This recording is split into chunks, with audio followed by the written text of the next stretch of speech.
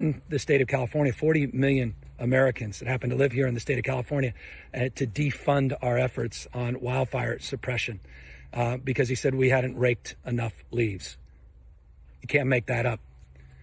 Nor can you make up the fact we're involved in over 90 lawsuits with the Trump administration on clean air, on clean water, on endangered species, on pesticides. There is so much at stake in this election, none more important than the work Joe Biden did with Barack Obama on the vehicle emissions standards, the fuel efficiency standards. It will save billions and billions of dollars taxpayers and reduce our greenhouse gas emissions. There is so much at stake in this election. And I couldn't help myself on my way to one of our relief centers, one of our evacuation centers, just to jump out of the car and just express my deep reverence, my admiration to Joe Biden, to Kamala Harris, Californians' own, to their faith, their devotion, their constancy, to their commitment, not just to the environment, but to the Commonwealth, to our kids, our kids, our grandkids, to our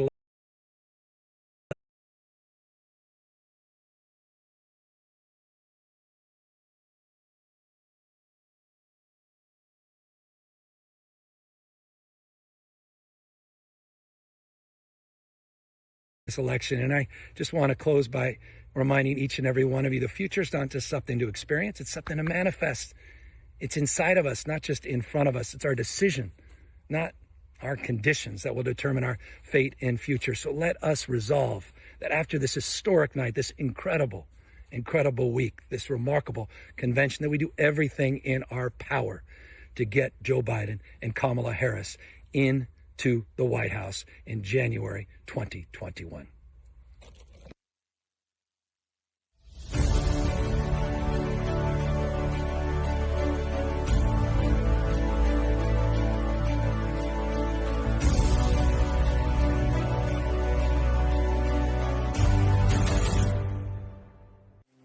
America's an idea.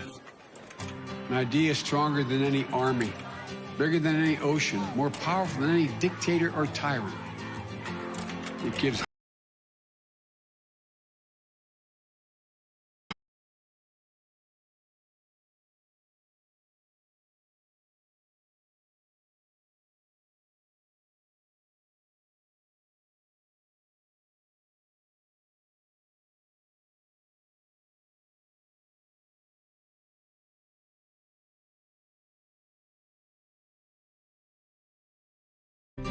in this nation, we believe in honesty, decency, treating everyone with respect, giving everyone a fair shot, leaving nobody behind, giving hate no safe harbor, leading by the power of our example, not by the example of our power.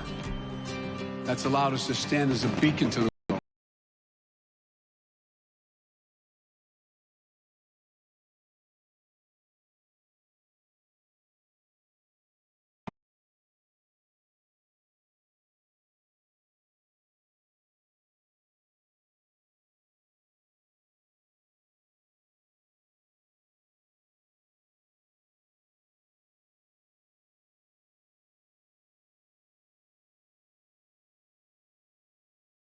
American code, the most powerful idea in the history of the world. The American creed, that we're all created equal, I think beats in the heart of the people of this country.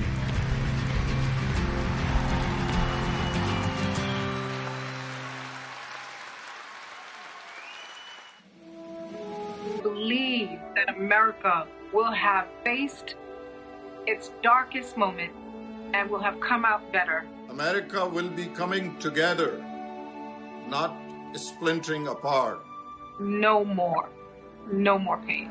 This time next year, I hope that we will have a government that is accountable to us, that guarantees health care as a human right. The promise of America will be restored for all our communities, all our families, for all of us. And when I say all of us, quiero decir todas nuestras familias. I am confident that this time next year, we will have a president who provides this country with real leadership, not just tweets. This time next year, I hope we are listening less to the Russians and more to Dr. Fauci. I hope we all get back to work. There'll be 2 Americans who I will be happy to say are unemployed. Mitch McConnell and Donald Trump. This time next year, I hope that all Americans, whether they are Democrats or independents or Republicans, will be proud of their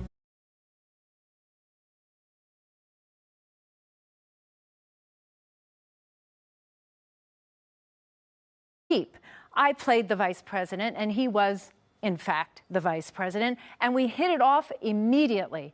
Soon after, I was asked to be on the cover of a magazine. Remember those? And I was so excited. It was like, oh, what's it going to be? People or Vogue or Rolling Stone?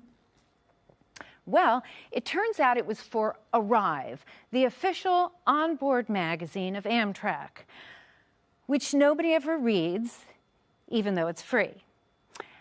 And the day it came out, my phone rang, and it was the vice president telling me he loved the cover and the whole article, and that it was one of the best issues of Arrive he had ever read.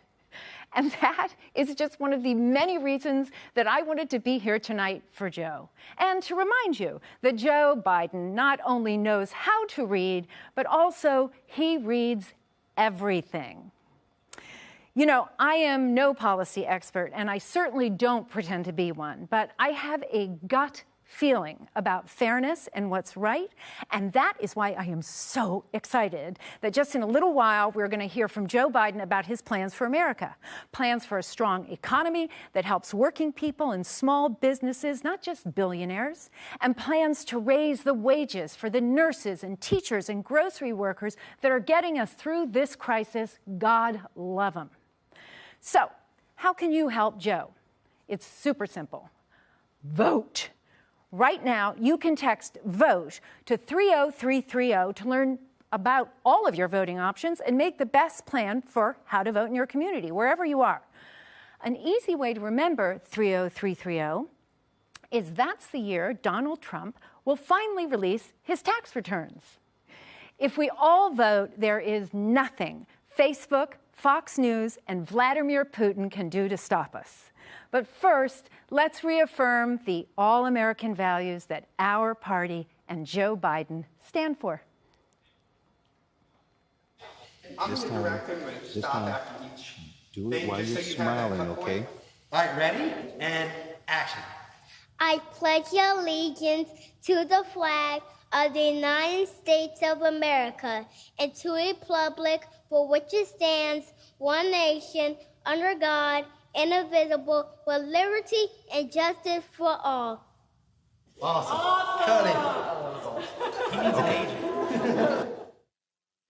Oh, say, can you see by the dawn's early light what so proudly we hailed at the twilight's last gleaming, whose broad stripes and bright stars through the perilous fight o'er the ramparts we've watched were so gallantly streaming, and the rocket's red glare, the bombs bursting in air, gave proof through the night that our flag was still there. Oh, say, does that star-spangled banner yet wave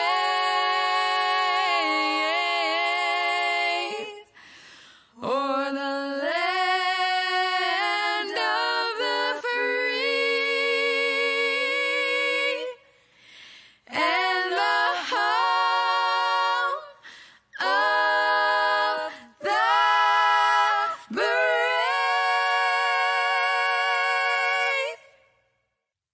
Good evening.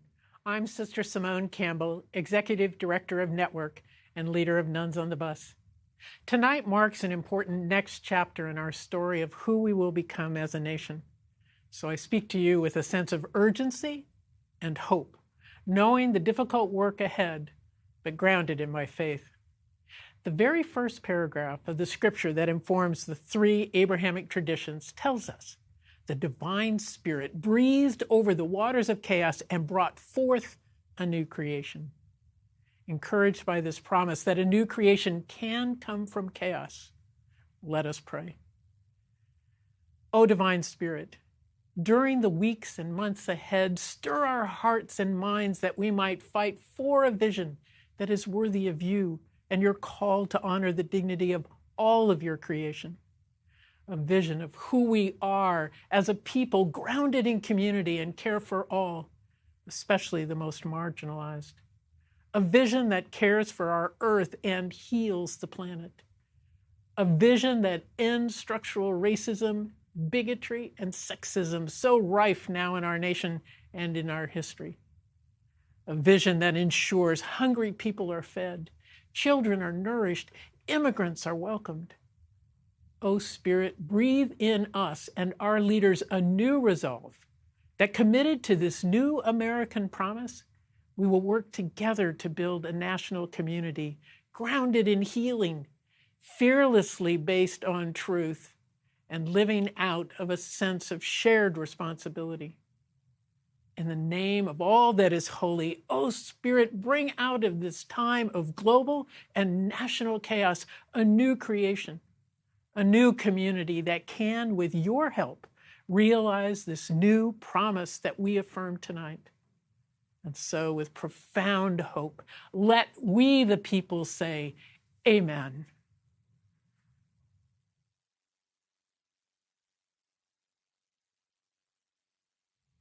Thank you, Sister Simone. People of faith have long led change, from abolition and women's suffrage to the labor movement and the struggle for civil rights. Joe Biden will continue that progressive march towards justice, inspired by respect for the dignity of all people, people Joe believes were made in the image of God. Joe learned that from his parents and the nuns and priests right here in Delaware who taught him and inspired in him a passion for justice. I'm Senator Chris Coons of Delaware, and I want to tell you about my friend Joe Biden. His faith is strong, and it's personal and private. For Joe, faith isn't a prop or a political tool. I've known Joe about 30 years, and I've seen his faith in action. Joe knows the power of prayer, and I've seen him in moments of joy and triumph, of loss and despair, turn to God for strength. Joe's comforted me in my toughest moments, as he has so many others. I'll never forget how Joe took the time to offer me words of comfort as my father lay in hospice.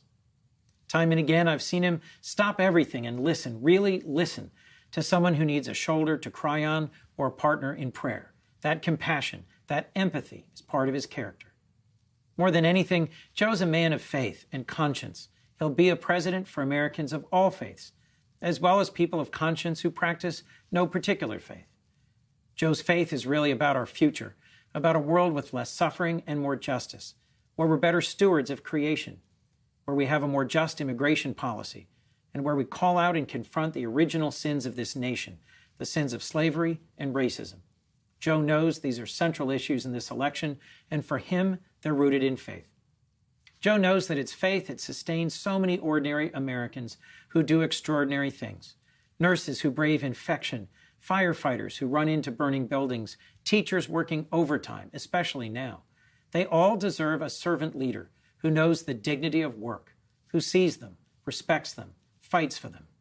We need a president who brings people of all faiths together to tackle our challenges, rebuild our country, and restore our humanity.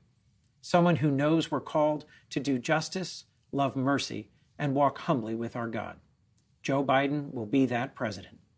Joe's always known this race is a battle for the soul of our country, and he's right. Joe believes. He believes in both the greatness and the goodness of this country. He believes in us and in what we can do together.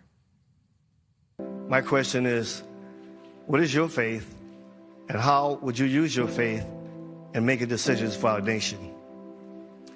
Reverend, I kind of know what it's like to lose family.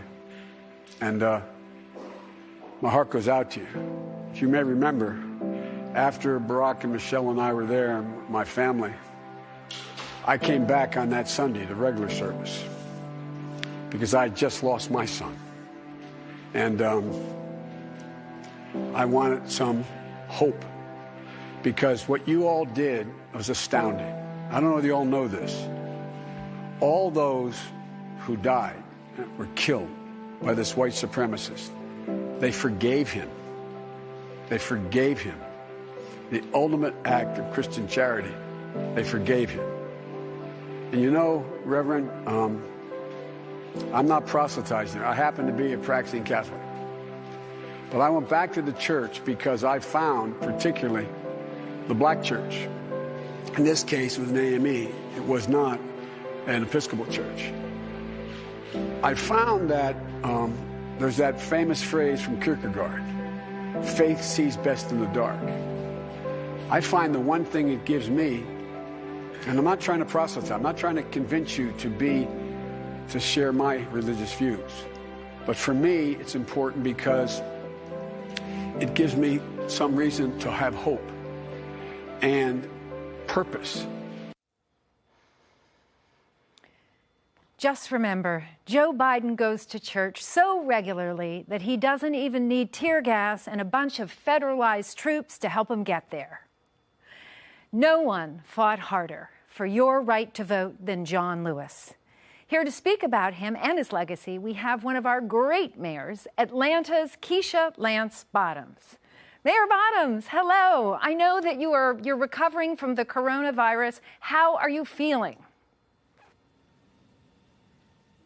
Well, good evening. I feel really good. Thank you for asking. My husband, on the other hand, is still having many of the lingering side effects that people talk about, but all in all, our family's doing great. Well, I'm glad to hear it, but boy, I think a lot of Americans are going to be dealing with that for a long time. Hey, Mayor, I wanted to ask you something. Is Atlanta ready for Election Day?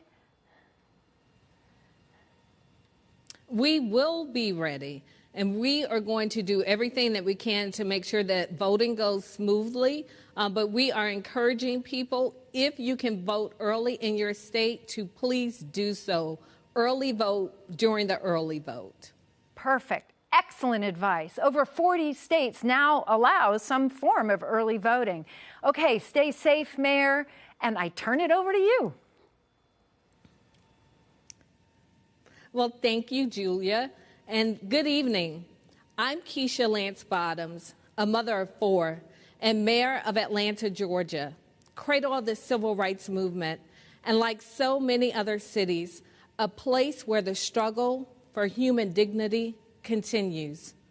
I'm proud to have grown up in this city, educated in its public schools, and blessed to have known our hometown heroes like Dr. Joseph Lowry, Dr. C.T. Vivian, and our teacher, our friend, our conscience, our congressman, John Lewis.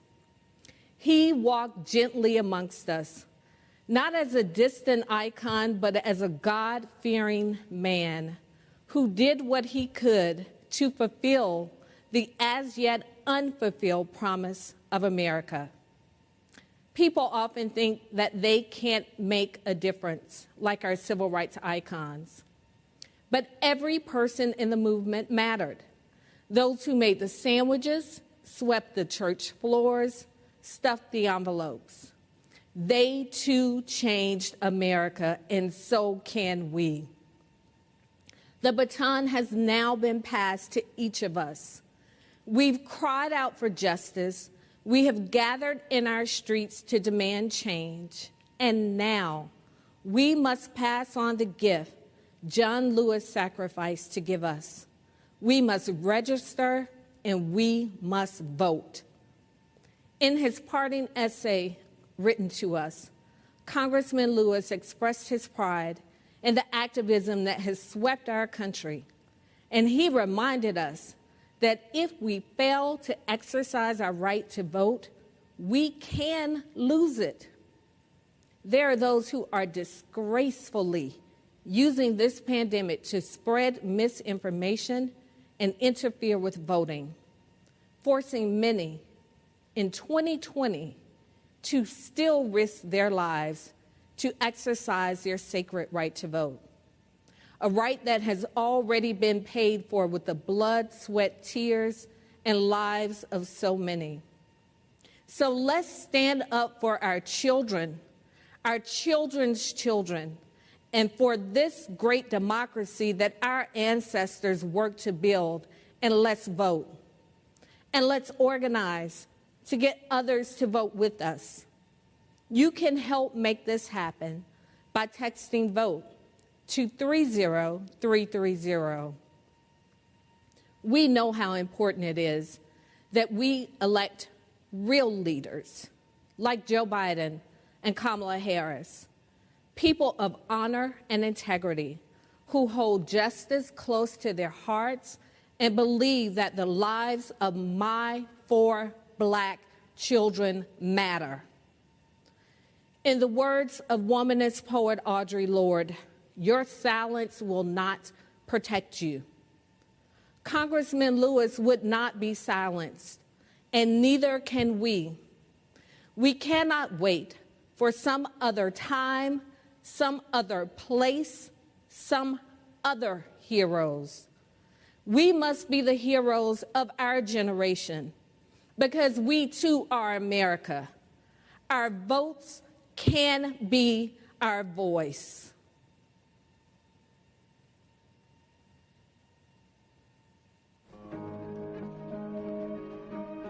Was something deep down within me, moving me, that I could no longer be satisfied or go along with an evil system.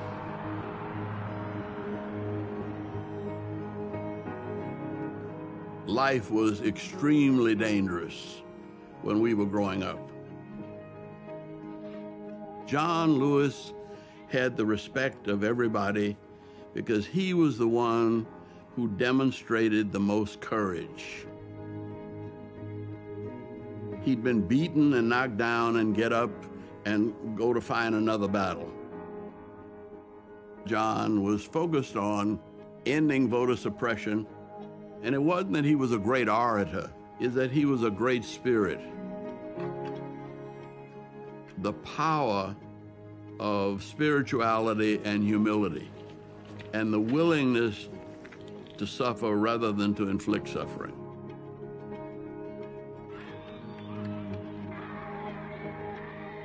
One of the things that John has taught us is that, yeah, you may have to sacrifice, but if you're sacrificing for a cause, something bigger than you, and you really believe in it, then you will have people following you.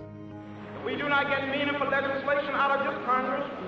We will march through the South, through the streets of Jackson, through the streets of Danville, through the streets of Cambridge, through the streets of Birmingham.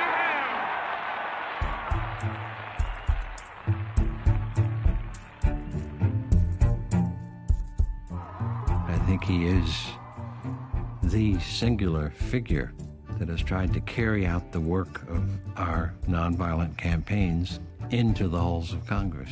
From day one, John Lewis was a role model for the members of Congress, whether they were freshmen or here a long time, because he brought with him a kind of heft, a weightiness of purpose. I got arrested a few times during the 60s. 40 times. And since I've been in Congress, another 5 times. The means by which we struggle must be consistent with the end we seek.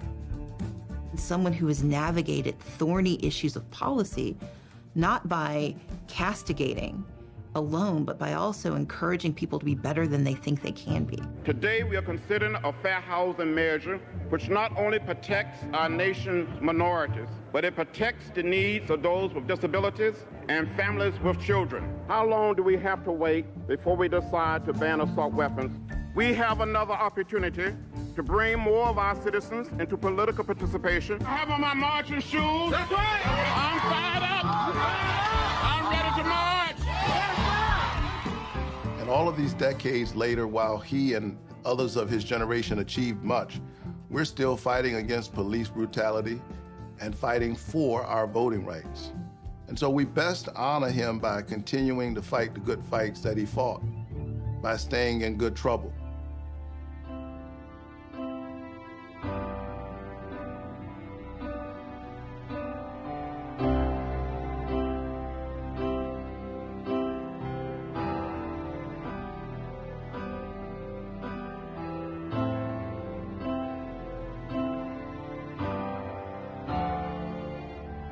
Together,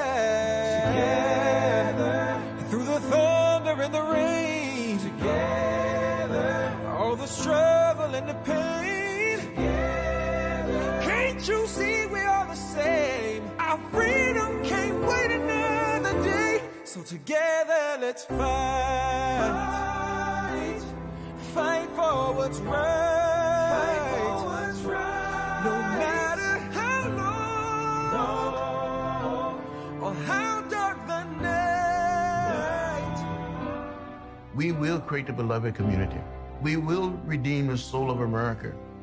As a nation and as a people, we will get there. Climb to the mountain top, and one day we'll win together.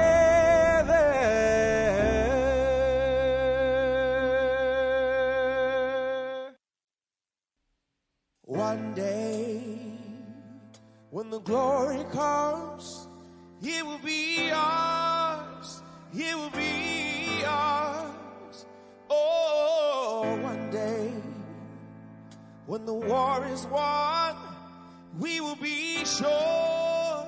We will be sure. Oh, glory.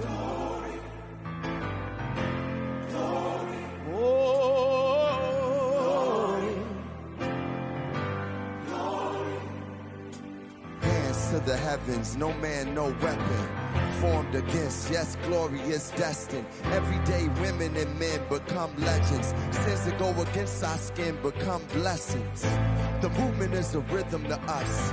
Freedom is like religion to us. Justice is juxtaposition in us. Justice for all just ain't specific enough. One son died, his spirit is revisiting us. True and living in us. Resistance is us. That's why Rosa sat on the bus. That's why we walk through America with our hands up. When it go down, we woman and man up. They say stay down, and we stand up. Shots we on the ground, the camera panned up. King pointed to the mountaintop, and we ran up. One day, when the glory comes, it will be ours. It will be ours. Oh, one day, when the war is won, we will be sure. We will be sure. Oh, glory. Glory. Oh.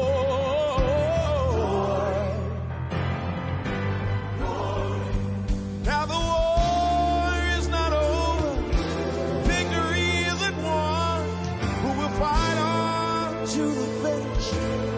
And when it's all done, we'll cry glory, oh glory, oh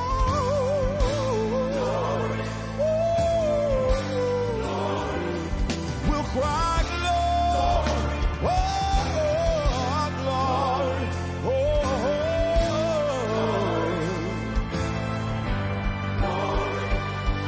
Salmon's now for every man, woman, and child. Even Jesus got his crown in front of a crowd. They march with the torch, we gon' run with it now. Never look back, we done gone hundreds of miles. From dark roads, heroes, to become a hero. Facing the League of Justice, power was the people. Enemy is lethal, a king became regal. Saw the face of Jim Crow under a bald ego. The biggest weapon is to stay peaceful. We sing, our music is the cuts that we bleed through. Somewhere in a dream we had an epiphany. Now we right the wrongs in history. No one can win a war individually. It takes the wisdom of the elders, young people's energy. Welcome to the story we call victory. The coming of the Lord, my eyes have seen the glory. One day, when the glory comes, it will be ours. It will be ours. Oh, one day, when the war is won, we will be sure. So sure, we will be sure. So sure to the world. Lord, God be the glory. Oh, yeah, yeah. Glory. Oh, glory. Glory. Oh,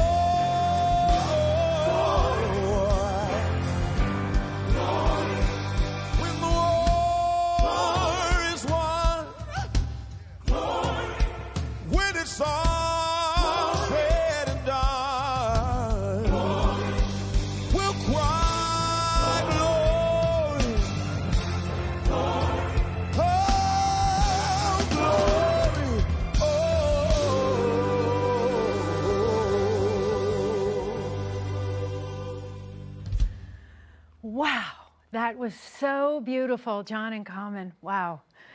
Joe Biden shares John Lewis's belief that every vote matters. Personally, I plan to follow the example of 6 current cabinet members, Vice President Pence and President Trump himself, and vote by mail. To find out everything you need to know about mail-in ballots, your polling place, or even just, am I registered? Text VOTE to 30330. 30330. That would be the president's golf score if he didn't cheat. Okay, look, I'll admit that was a little nasty, but we all know he's a cheater. And I'm proud to be a nasty, nasty woman. You know, when Donald Trump spoke at his inauguration about American carnage, I assumed that was something he was against, not a campaign promise. What we need now is great leadership, someone experienced and hardworking and intelligent, someone who understands the soul of the American people. I'm historian John Meacham. In his final Sunday sermon, days before his death, Martin Luther King Jr. said, "We are tied together in the single garment of destiny. This is the way God's universe is made. This is the way it is structured. A single garment of destiny. We, the people, cannot escape that reality.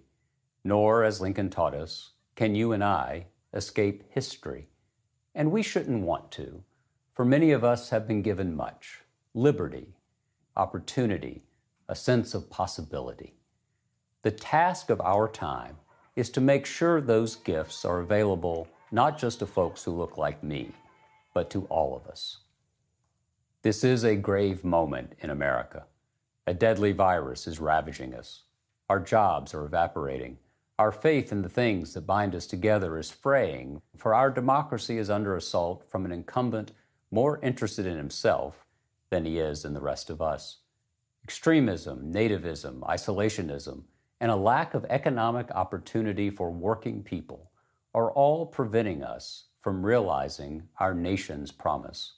And so we must decide whether we will continue to be prisoners of the darkest of American forces, or will we free ourselves to write a brighter, better, nobler story.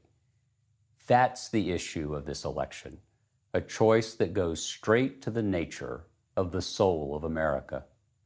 Humankind has long viewed the soul as the vital center, the core, the essence of existence. The soul is what makes us, us. In its finest hours, America's soul has been animated by the proposition that we are all created equal, and by the imperative to ensure that we are treated equally. Yet America is a mix of light and shadow. Seneca Falls and Selma and Stonewall dwell in the American soul, but so do the impulses that have given us slavery, segregation, and systemic discrimination. Often, we'd prefer to hear the trumpets rather than face the tragedies. But an honest accounting of who we've been can enable us to see who we should be. A country driven by the best parts of our soul, not by the worst. A country informed by reason and candor, not by ego and lies. A country that's big-hearted, not narrow-minded. The struggle to be who we ought to be is difficult, demanding, and ongoing. Justice can be elusive, and change in America has been painful and provisional. The Civil War led to segregation, the New Deal to right-wing reaction, civil rights to white backlash. Yet history, which will surely be our judge, can also be our guide. From Harriet Tubman to Alice Paul to John Lewis, from the beaches of Normandy to the rending of the Iron Curtain, our story has soared when we've built bridges, not walls, when we've lent a hand, not when we've pointed fingers, when we've hoped, not feared. If we live in hope, we open our souls to the power of love. We've been taught to love our neighbors as ourselves. As individuals and as a nation, however, we fail at following that commandment more often than we succeed. But when we fail, we must try again and again and again, for only in trial is progress possible. From Jamestown forward, our story has become fuller and fairer because of people who share a conviction that Dr. King articulated on that Sunday half a century ago. The arc of the moral universe is long, but it bends toward justice. Bending that arc requires all of us. It requires we the people, and it requires a President of the United States with empathy, grace, a big heart, and an open mind. Joe Biden will be such a president. With our voices and our votes, let us now write the next chapter of the American story, one of hope, of love, of justice. If we do so, we might just save our country and our souls. Good evening. I'm Congresswoman Deb Haaland. I'm grateful to be with you here on Indigenous land. The promise of this country is older than our Constitution. Over 500 years ago, thousands of Indian tribes were vibrant, democratic societies with rich cultures and traditions in communities that had sustained them for millennia on lands they loved and respected. My people, the Pueblo Indians, migrated to the Rio Grande Valley in the late 1200s to escape droughts. We were led to the great river and its tributaries, where we established an agricultural tradition that continues to this day. My people survived centuries of slavery, genocide, and brutal assimilation policies, but throughout our past, tribal nations have fought for and helped build this country. There were those like my Laguna grandparents who worked on our country's railroad, and those like my mother, a Navy veteran who served this country with honor. I stand here today, a proud 35th generation New Mexican and one of the first Native American women ever elected to Congress. I'm a symbol of our resilience as the embodiment of America's progress as a nation. I know we can't take our democracy for granted, especially now as people are dying, as our land is abused, as our Constitution is under attack. We must work for it by getting involved, by registering voters, by voting. Voting is sacred. My people know that. We weren't universally granted the right to vote until 1962, and that fundamental right is more important than ever. Whether your ancestors have been here for hundreds of years or you're a new citizen, know this: whether we vote and how we vote will determine if our nation's promise of social, racial, and environmental justice will outlast us. Joe Biden and Kamala Harris respect our past and understand our present. They will see us through this crisis of leadership that is plaguing our country, and they will help us to build a better future. Thank you.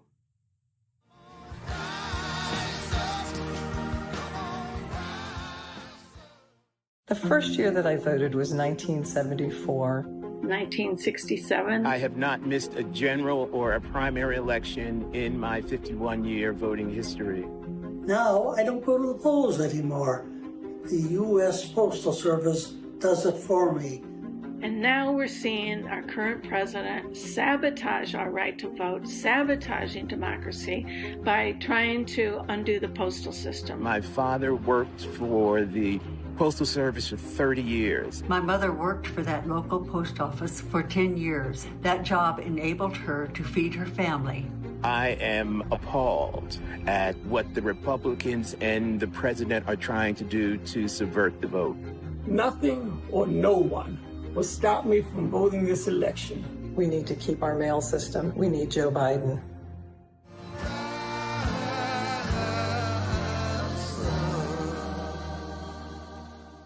Where are they going? Where are these ballots going? Who's getting them? Who is not getting them?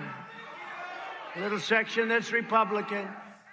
Will they be stolen from mailboxes as they get put in by the mailman? Will they be taken from the mailmen and the mailwomen? Will they be forged? Who is signing them? Who's signing them? What, are they signed at a kitchen table and sent in? Will they be counterfeited by groups inside our nation? Will they be counterfeited maybe by the millions by foreign powers. Let me put this in my own words. I've heard Donald Trump say some pretty unhinged things. I've heard them over and over and over again. But nothing is more dangerous to our democracy than his attacks on mail-in voting during a pandemic. Okay, here's the truth. Donald Trump doesn't want any of us to vote because he knows he can't win fair and square. So whether you plan to vote by mail or in person wearing your mask, it is your vote and it's your right. Don't let Donald Trump take that away from you. For accurate, up-to-date voting information that you can trust, text VOTE to 30330. One more time, text VOTE to 30330. I'm Alex Padilla, California Secretary of State. And I'm Jocelyn Benson, the Secretary of State of Michigan. Voting is the oxygen of our democracy. It decides elections, and elections change lives. That's why we've seen so many attacks on our right to vote, including many that specifically target working families, young people, and communities of color. Secretaries of State are responsible for running fair, accessible, secure elections where every vote is counted and every voice is heard. We serve on the front lines defending our democracy against any and all attacks, foreign and domestic. So let's talk about this election. Despite what he says, Donald Trump can't cancel it. But he and Republicans are making it too hard for so many to cast their ballots. And now he's attacking vote by mail to distract and confuse voters. And let's be clear, there is absolutely zero difference between voting by mail and voting absentee.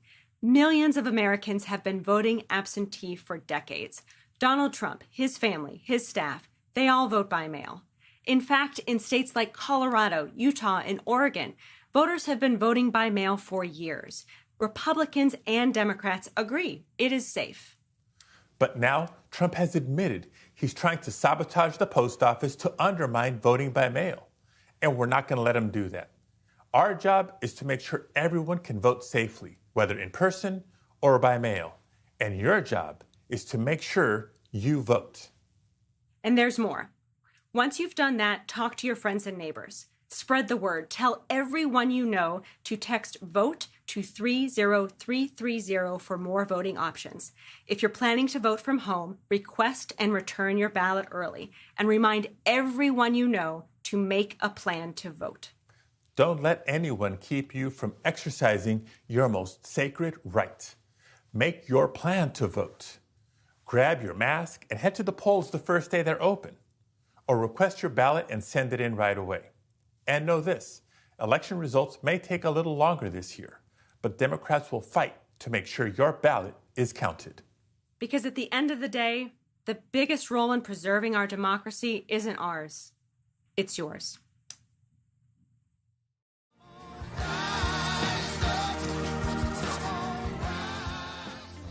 Our family has a crazy history with America, and it all starts with it being a beacon for immigrants. It's really cool being like part Polish and part Puerto Rican and also part Black, because I get to, for me personally, I get to be this like melting pot of America. If you were an immigrant back then, come from an immigrant family, the Democrats brought you in.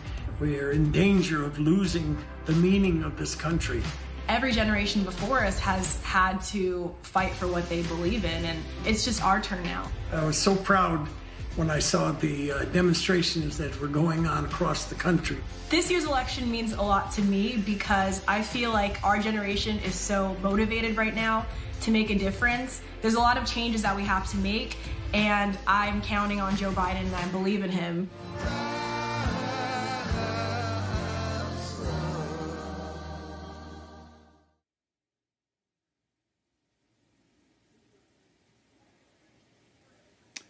I'm here because a union job lifted my family out of poverty and into the middle class. My grandfather left the Jim Crow South for Detroit, joined the UAW, and got a job on the assembly lines during World War II. That union job enabled him to support his family, raise my mom, and send her to Fisk University. That's the American dream. Together we work, together we rise. Joe Biden and Kamala Harris know the dignity of all working Americans. They know the urgency and the demand of our dream. But working people are under attack. The wealth gap grows, our middle class shrinks, and poverty persists. Last week, Donald Trump said, and I quote, "Our economy is doing good." While 40 million Americans are at risk of losing their homes, 30 million aren't getting enough to eat, and 5.4 million people have lost their health care because of this crisis. He has failed us. But still, I believe in the dream of our ancestors. Together with Joe and Kamala in the White House, we'll raise the minimum wage so no one who works a full-time job in America lives in poverty. Together, we'll fight for those who keep us healthy, who keep us safe, who teach our children. We'll stand for those who cook and serve and clean, who plant and harvest, who pack, and always those who deliver, whose hands are thick with calluses, like my granddad's were, who lifted me high, who held mine when I was a boy. If he was alive, Joe and Kamala, he would be so proud of you. And he'd tell us, take another by the hand and another, and let's get to work. This dream ain't free. You gotta work for it. So like his generation, up and out of the Depression, let's now work together and stand together. And America, together, we will rise. This is my team. You guys build America, not Wall Street. Unions build America. That's right. The Americans just want to live meekly comfortable. I've got a wife that works as well. We've got a 17 and a 7-year-old at home, and we're still working, thanks to our international executive board for getting with General Motors and making sure that it's safe for us to return back to work after 8 weeks of being laid off. I mean, it's a hoax at one point, and now here we are full blown. Yep. Well, I tell you what, the future of auto workers in America, and I really believe this, can be as bright as it was back in the late 40s, 50s. Yes. Simple reason. It's an iconic industry. It's an American industry. We made it. We made it. Yes. Thank you. It's been a very interesting 2020. I've been in the fire service 16 years and never experienced anything like COVID. We had to change our whole tactics, the way we did our day-to-day. And now at a hurricane that just came in 2 weeks ago, and we were almost right on the eye. And I mean, we were doing things we never thought we'd be doing. Water rescues with masks on, having to worry about COVID. It was interesting. How's your family doing? Well, I'm a single dad. I have a almost 5-year-old who's in my world. And I'm very lucky that my parents are retired. My mom actually retired right after my daughter was born to help us with her. And she was so looking forward to pre-K, going to the big school, like she says. And then, unfortunately, all this COVID came in, and now it's all going to be online schooling, which I'm fortunate. I have my parents, but I do have a lot of guys that are double-income families, and they're just trying to figure out how they're going to do it with their kids. What arrangements are they going to have to make since they're not going to be going to school? It's going to be online. It's 2 people in my household. I have a family of 2, and we have grown-up kids that are no longer in the household. But it takes 2 people to build. We have an ongoing goal of a 5-year goal of buying a house in the next 5 years. So hopefully we'll save. Look, everybody, you talked about the middle class. The fact is that the way middle class people generate wealth overwhelmingly is building up equity in their home. And that's what gets passed on from one generation to the next, the equity in a home. The middle class is continuously taking hits, and one of the reasons why we're on this call is we realize how important it is to have you in the White House. We need a comprehensive energy policy for renewable resources, which I know you have one. And if we're going to build the middle class, it's about the jobs. The future really rests on investment. We're going to be investing $2 trillion in infrastructure, ports, bridges, highways, making sure that we have access to do things that really make a difference. like what you're doing at solar facility outside of Harrisburg. You know, I'm a Scranton boy. You know, central Pennsylvania is okay, but, you know, northeast. So keep the faith, guys. Right. Okay? Thank you, sir. Thank you so much. know We American workers can appreciate count on you. you.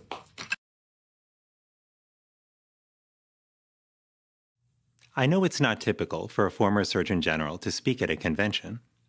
Surgeons General are appointed by presidents, but our work isn't about politics. Our highest duty is to the public. Our true guide is science, and our job is to speak the truth about public health, even when it's controversial or perceived as political.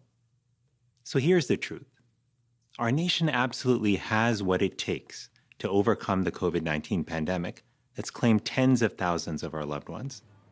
We have the talent, resources, and technology. What we're missing is leadership. We need a leader who works with states to ensure that everyone who needs a test gets one and gets results quickly. A leader who secures a safe, effective vaccine and distributes it quickly and fairly. A leader who inspires us to practice distancing and wear masks, not as a political statement, but as a patriotic duty, a commitment we make to one another. That's why I'm here tonight, not because of politics or for party, but because I know Joe Biden can be that leader. I've worked with Joe Biden. I've seen who he is with no cameras around, how he sits with people in their pain and holds them in his heart, how he pores over COVID briefings, asking smart questions, letting science guide his way, just as he did when managing the Ebola crisis.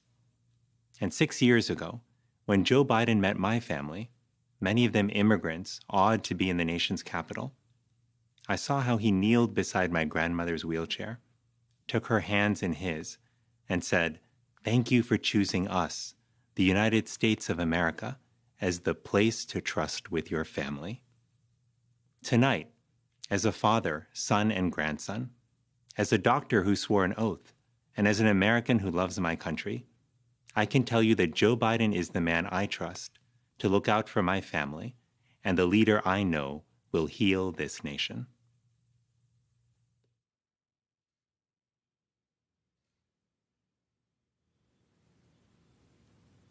Hi, I'm Senator Tammy Baldwin. When I was 9 years old, I got sick, really sick. I was hospitalized, but since my grandparents were the ones raising me and our family's health plan didn't cover grandkids, they were forced to pay out of pocket for my 3-month hospital stay. I got better, but the insurance companies didn't. They refused to cover me at any cost because I was marked child with a pre-existing condition. We all have stories like this, stories about a time when the system was rigged against us, when we were counted out, left out, pushed out. Just think of what we've heard these past 4 days. Healthcare professionals who don't have the protective gear they need, young people whose asthma will get worse as our air quality does, workers who are afraid of losing their jobs.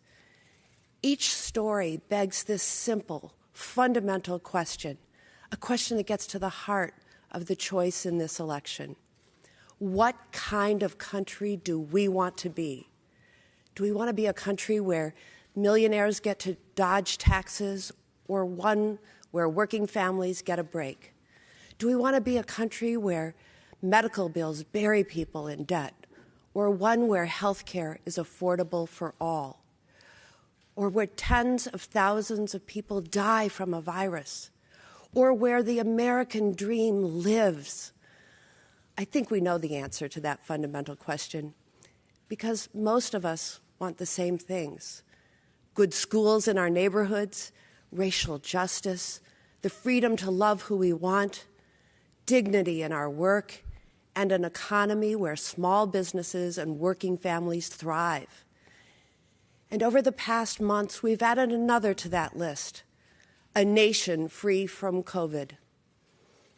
That's why Joe Biden and Kamala Harris are the only answer in this election.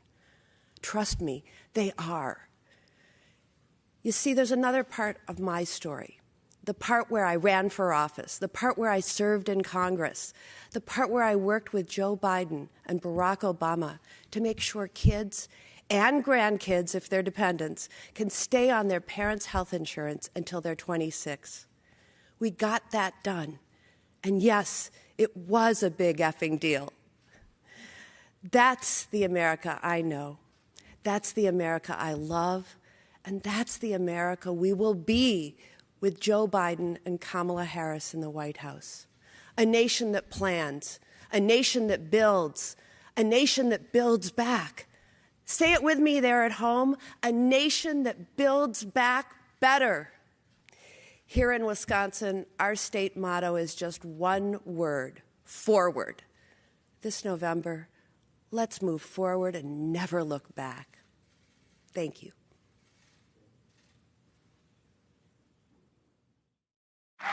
No other nation can match us if we step up. We lead by the power of our example, not by the example of our power. The only thing that can tear America apart is America itself, and we cannot let that happen. If you want to help Joe and Kamala make sure that America stays strong and united, please go to joebiden.com and contribute anything that you possibly can. Tonight, I couldn't be prouder to be a loyal union member, a passionate climate activist, and a patriotic Democrat, or as Donald Trump will call me in a tweet tomorrow, a washed-up horse-faced, no-talent has-been with low ratings. Well, with all due respect, sir, it takes one to know one. And now I'd like to introduce you to a real American hero, World War II veteran Ed Good. I am Edward Good. I'm 95 years old. I'm a veteran of World War II and of Korea. When I wear a uniform, I wear only two badges, my parachute wings and the combat infantry badge. I did make one combat jump over the Rhine in Germany, and I'm proud of that. I have been a Republican since the 1960s. I'm a member of the NRA, and I voted for Trump. I think Trump has been the worst president we've ever had, so I'll be glad to see him go. I think Joe Biden will be a great leader for the United States. Like me, on the day of my jump into Germany, I think Joe Biden cares about doing his proper duty for the United States, and if he's elected, that's what he will do.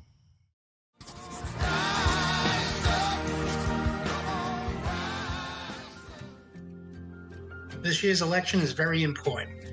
Probably be the most important election we've had in years. I recommend strongly, based on the division in this country created by our current president, Donald Trump, we need to put somebody else in the White House that's going to bring us together. Now, let me just explain something.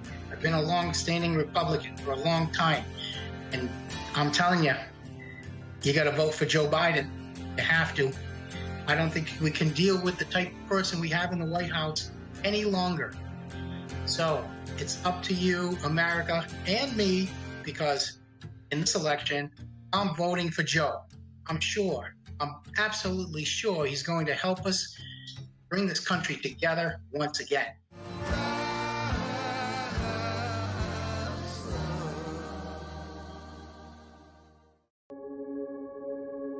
My name is Lakeisha Cole. I met my husband 20 years ago. We started dating while I was in college. Once I graduated from college, we eloped.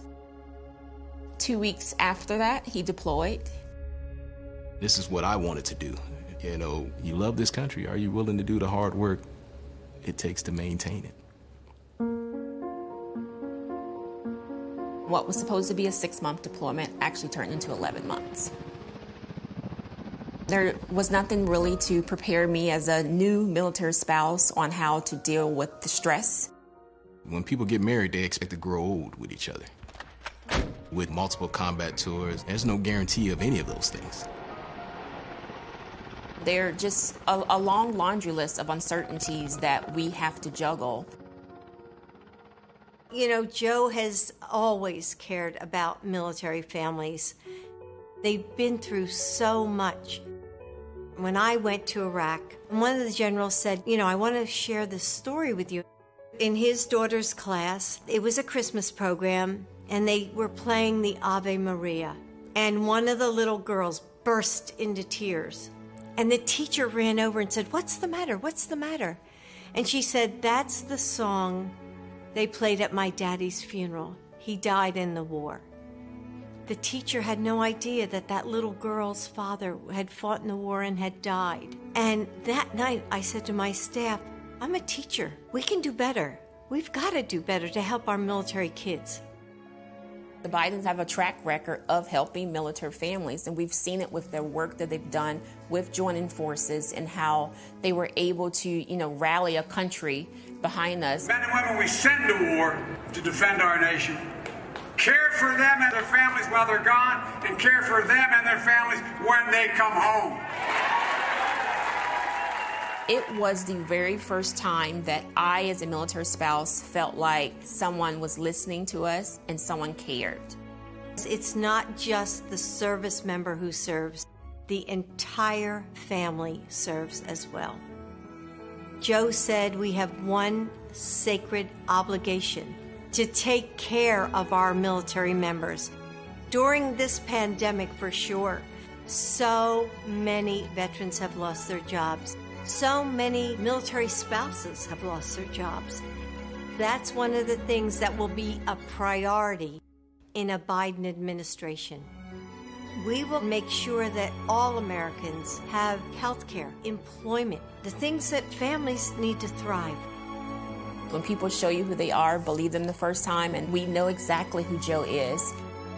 He is the best candidate for America, not just for our families, but for all families.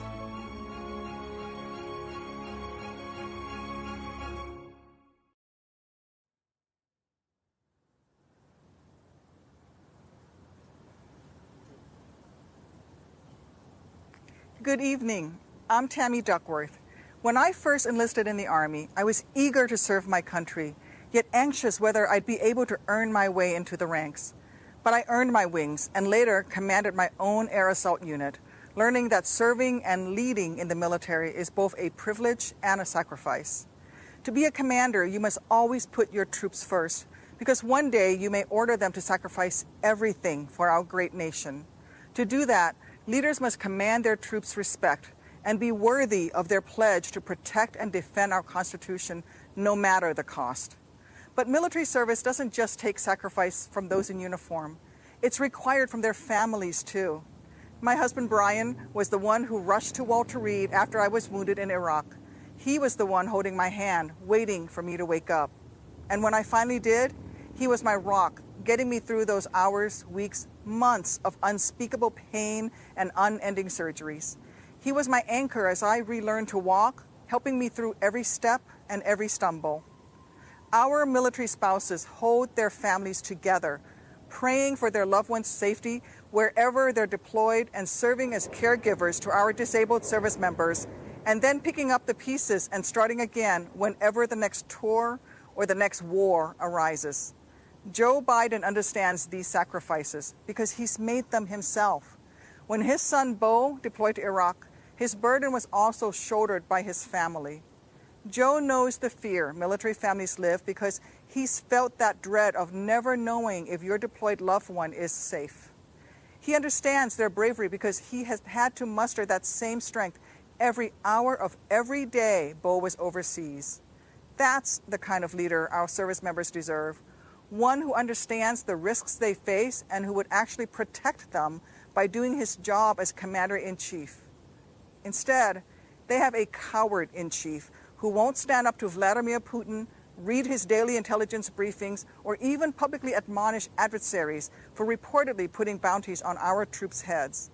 As president, Joe Biden would never let tyrants manipulate him like a puppet. He would never pervert our military to stroke his own ego. He would never turn his back on our troops or threaten them against Americans peacefully exercising their constitutional rights. Joe Biden would stand up for what's right, stand tall for our troops, and stand strong against our enemies. Because unlike Trump, Joe Biden has common decency. He has common sense. He can command, both from experience and from strength. Donald Trump doesn't deserve to call himself commander-in-chief for another 4 minutes, let alone another 4 years. Our troops deserve better. Our country deserves better. If you agree, text MORE to 30330 to elect Joe Biden, a leader who actually cares enough about America to lead.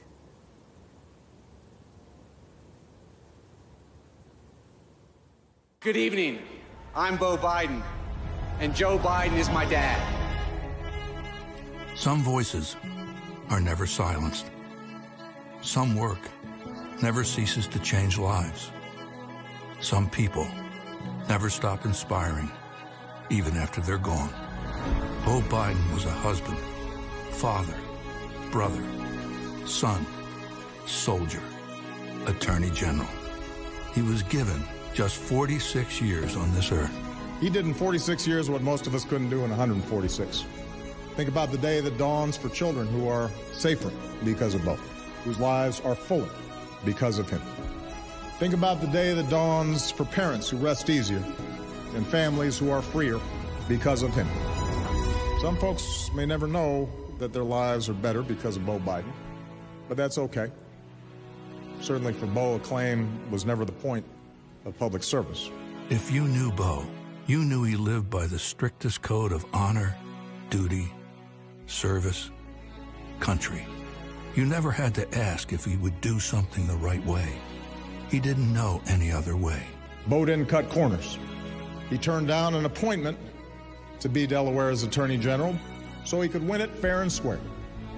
When the field was clear for him to run for the Senate, he chose to finish his job as AG instead.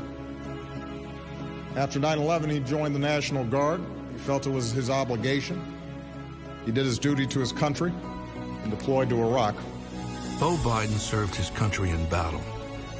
He prosecuted one of the worst child predators in American history.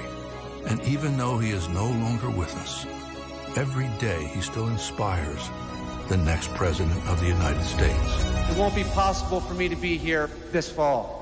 So I have something to ask of you. Be there for my dad, like he was for me.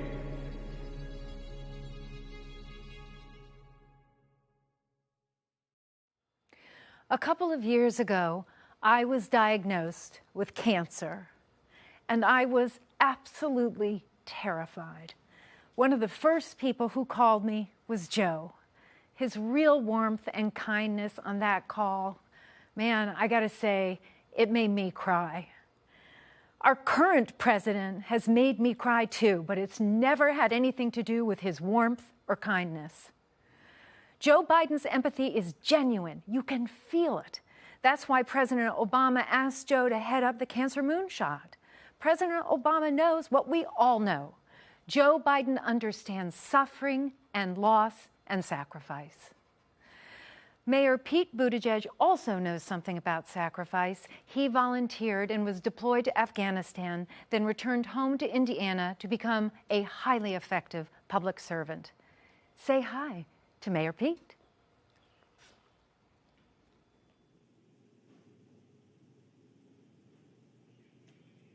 Good evening. Beau Biden lived a life of service, in office and in uniform. When you put your life on the line for this country, you do it not because it's the country you live in, but because it's a country you believe in. I believe in this country because America, uniquely, holds the promise of a place where everyone can belong. We know that for too many and for too long, that promise has been denied. But we also know America is at its best when we make that circle of belonging wider. Just over 10 years ago, I joined a military where firing me because of who I am wasn't just possible, it was policy. Now, in 2020, it is unlawful in America to fire someone because of who they are or who they love. The very ring on my finger, a wedding we celebrated, here where I'm standing, reflects how this country can change. Love makes my marriage real, but political courage made it possible. including that of Joe Biden, who stepped out ahead even of this party when he said that marriage equality ought to be the law of the land. There is a long way to go. But if this much can change between 2010 and 2020, imagine what could change between now and 2030. Imagine what we could achieve, this coalition we are building this very season, gathering progressives and moderates, independents, and even what I like to call future former Republicans, standing for an America where everyone belongs. Joe Biden is right. This is a contest for the soul of the nation. And to me, that contest is not between good Americans and evil Americans. It's the struggle to call out what is good in every American. It's up to us. Will America be a place where faith is about healing and not exclusion? Can we become a country that lives up to the truth that Black lives matter? Will we handle questions of science and medicine by turning to scientists and doctors?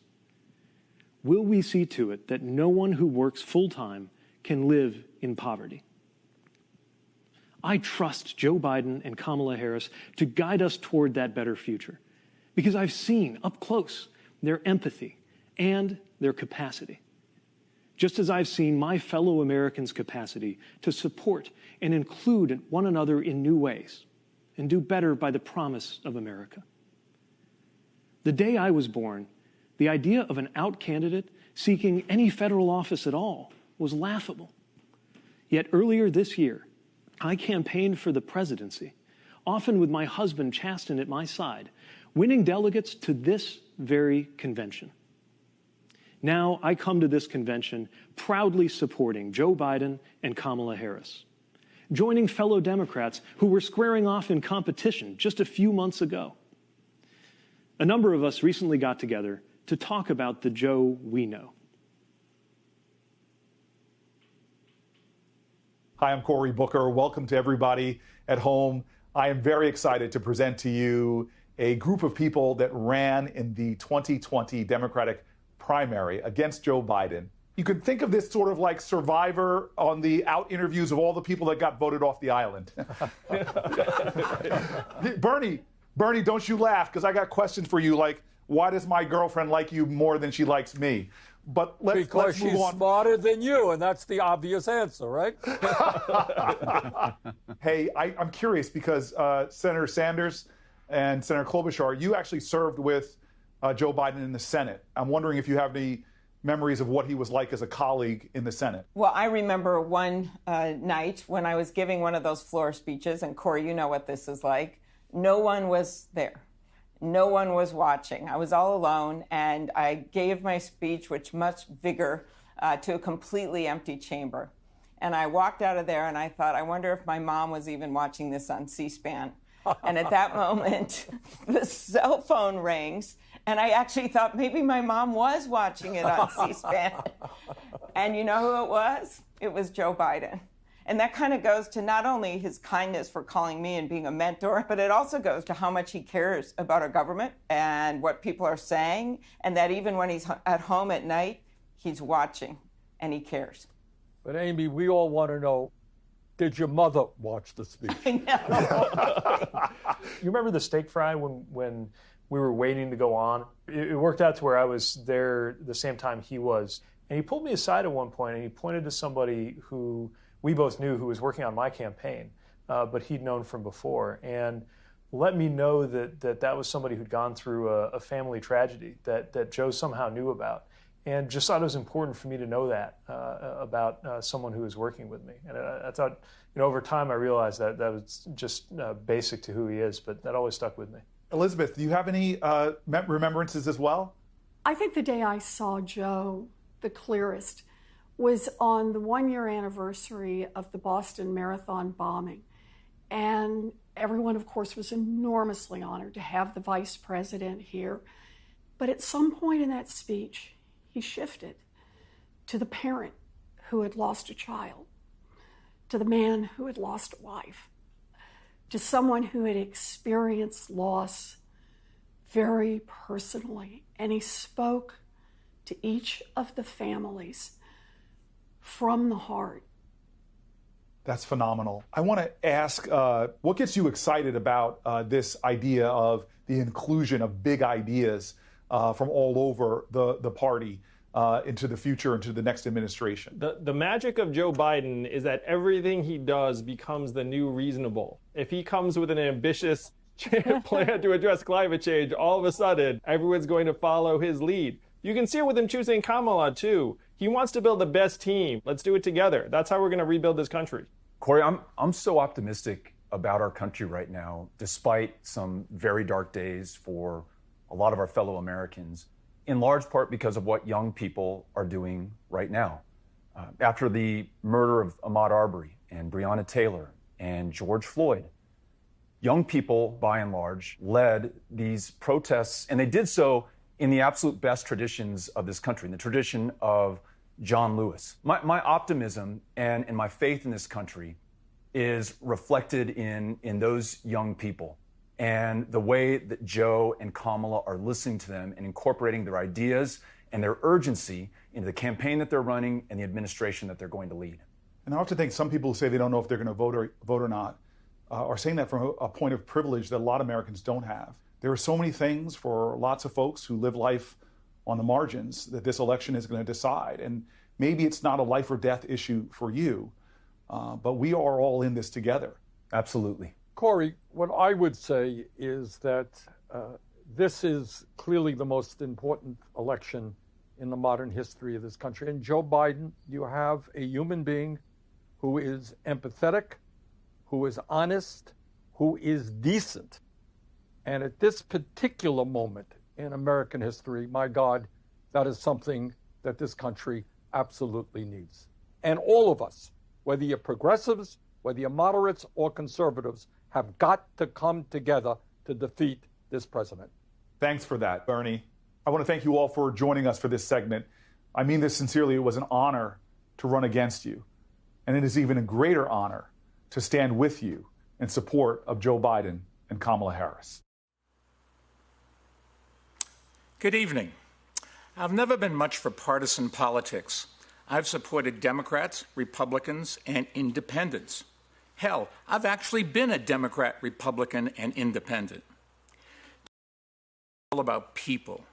And the two people running for president couldn't be more different. One believes in facts, one does not. One listens to experts, the other thinks he knows everything. One looks forward and sees strength in America's diversity. The other looks backwards and sees immigrants as enemies and white supremacists as allies. Here's another difference. One has proven he knows how to handle a crisis by helping to lead the economic turnaround after the 2008 recession, while the other has not only failed to lead, he has made the current crisis much worse. When confronted with the biggest calamity any president has faced in the modern era, Donald Trump spent the year downplaying the threat, ignoring science, and recommending quack cures, which let COVID-19 spread much faster than it should have, leaving hundreds of thousands needlessly sick or dead. He has failed the American people catastrophically. 4 years ago, I came before this very convention and said, New Yorkers know a con when we see one. But tonight, I'm not asking you to vote against Donald Trump because he's a bad guy. I'm urging you to vote against him because he's done a bad job. Today, unemployment is at historic highs, and small businesses are struggling just to survive. It didn't have to be this way. Before I ran for mayor, I spent 20 years running a business I started from scratch. So I want to ask small business owners and their employees one question, and it's a question for everyone. Would you rehire or work for someone who ran your business into the ground and who always does what's best for him or her, even when it hurts the company, and whose reckless decisions put you in danger, and who spends more time tweeting than working? If the answer is no, why the hell would we ever rehire Donald Trump for another 4 years? Trump says we should vote for him because he's a great businessman?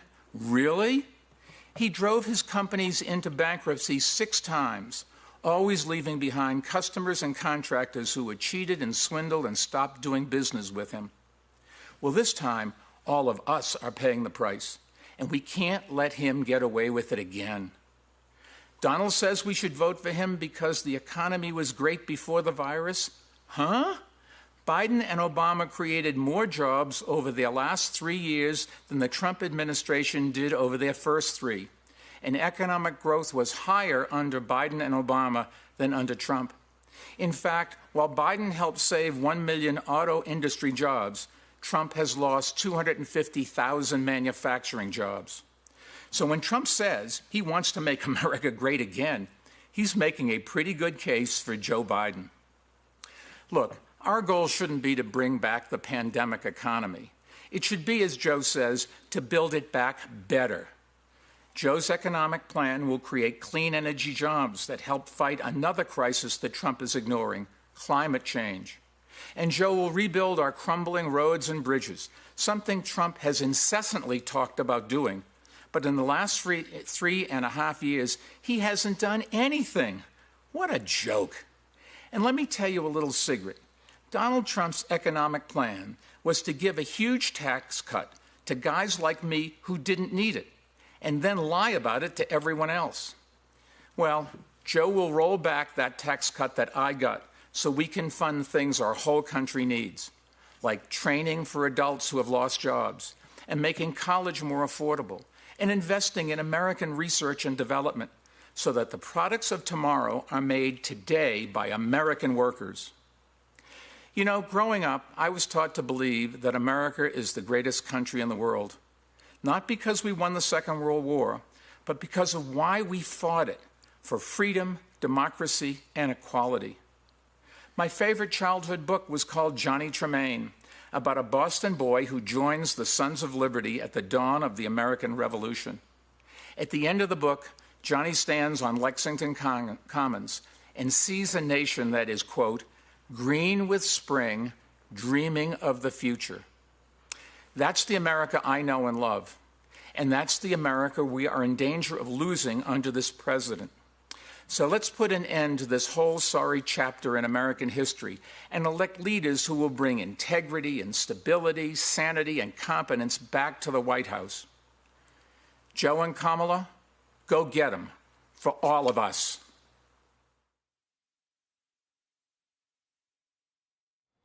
We can help you find the best and safest way to vote in your state. Simply text VOTE to 30330 to learn more. 30330. It's actually not that hard to remember. Watch. Person, woman, man, camera, TV, 30330. Anyone can do it.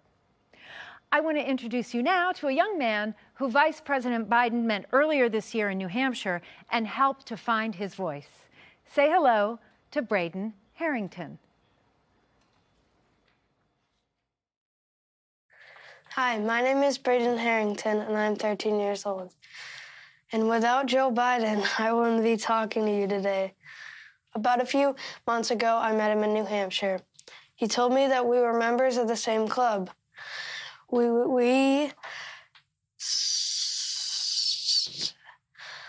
stutter. It was really amazing to hear that someone like me became vice president. He told me about a book of poems by Yeats he would read out loud to practice. He showed me how he marks his addresses to make them easier to say out loud. So I did the same thing today.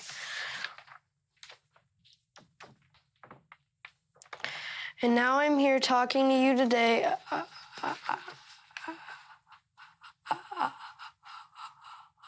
about the future, about our future. My family often says when the world feels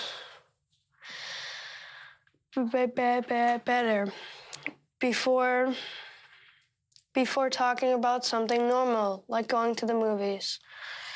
We all want the world to feel better. We need the world to feel better.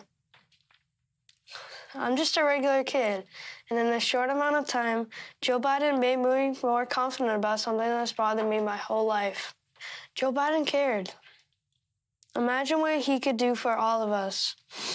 Kids like me are counting on you to elect someone we can all look up to. Someone who cares. Someone who will make our country and the world feel better. We're counting on you to elect Joe Biden.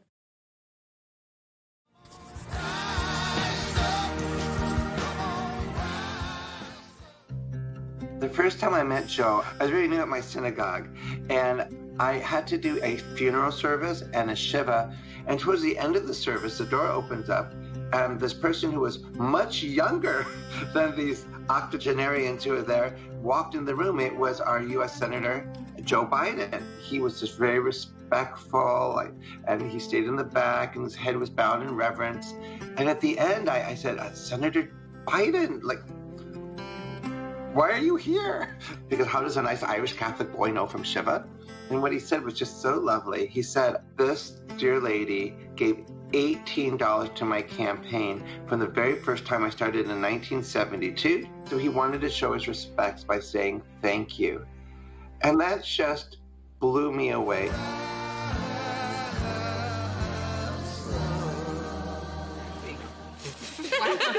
I think you guys might have thought we were smaller. Yeah. Granddaughter interview, take one. No, this is good. Okay.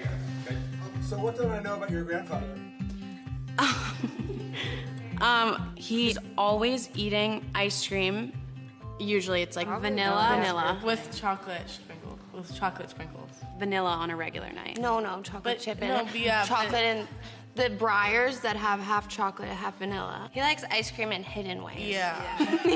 Eating it in the freezer so that he eats my it grandma facing doesn't the freezer. see. He hides it. How often does he call you? Every day. Yeah, every day. If we don't talk to him for a day, He'll ask what's wrong. Yeah, he'll think we're not a lot. He always calls with the same energy, even after he's just done 15 interviews in a row. Hi, Pop. I was just talking about you. I don't necessarily pick up every day, but I have a lot of voicemails. he will pick up our calls no matter where he is. He'd be on stage giving a speech, and we'd call him and he'd be like, "What's wrong? Is everything good?" And we'd be like, "Just no." calling to check in." Yeah. What does the word family mean to you?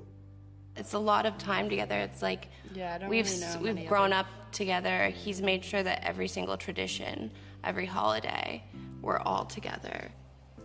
I don't think that there's been any decision, no matter how big or small, that we haven't decided as a family. Pop told us that this election would be totally different from any other election ever. He was worried how it would affect his kids. Whether or not we wanted to go through another campaign and be scrutinized by the press. There had been talks of a big meeting coming. It's normally called by the parents, I would say, but this time it was called by me. I came down from Penn, and Maisie came up from DC, and my cousins lived down the road. He thought we were calling a meeting sort of to discuss, whether or not we wanted him to, but really we were calling it to be get in that race, hurry up. We just knew that he had to run, and we weren't gonna take no as an answer. At the end of the day, I think we're all very happy we had that meeting. All right, well, when you get back there, give me a call to tell me how the whole thing went, okay? Okay, I will. I love you, baby. I love you too. We want to ensure that our kids live in a nation that is safe, happy, healthy, and fair. And so this election... We're voting for Joe Biden. Let's have a conversation with these kids. Let's do it. So, let's jump right in, shall we? What does jump in mean? Go for it. Mommy, I can't be quiet. Why? Because. I don't want you to be quiet. You deserve to speak and say whatever it is that comes to your mind in this moment right now. Every election is important. This upcoming election is especially important. One, because the social injustices right now, racial inequality, but also because we have children. Excuse me, Mommy? Yes? I need to go to the bathroom. Okay. Do you want to go right now? Do you know where the president lives? In the White House, Washington, D.C. Do you know what the president's job is? To tell what happened to the world. That's good. That's a good one. Keep the environment safe. That is correct. As we say, that is correct. If you could create the ideal person to lead this country, what characteristics would that person have? A very kind personality. What would you like to see taken care of? I would like to see them taking care of the earth and the people. So, girls, it is 2020 and the election is coming up in November. Do you know who is running for president? Joe Biden. Yeah. And... Exactly, that's it. This video's over. What would you say if you knew that Joe Biden was going to have a woman as his vice president? Surprised, like happy. Why? There's like not a lot of like women being president and helping alongside the president. How important do you think your faith is in the way that you live your life? Really big, because I'm grateful for all the things that I have and that I love my family. And with that said, everyone, we really thank you, one, for listening to this very candid conversation with our daughters. And we just want to encourage you to truly do your research, think about your own homes and what you'd like to see projected out into the world in the right direction is making sure that you vote this election for Biden.